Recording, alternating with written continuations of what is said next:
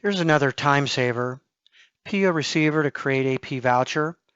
So again, this is a process grid. I can check one or more boxes, and I can go after and apply a payment to a number of different receivers. So let's see how that works. Come in here.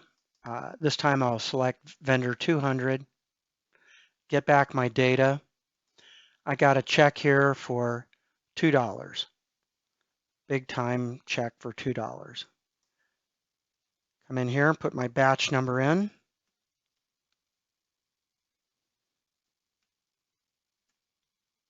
Tab down through, invoice number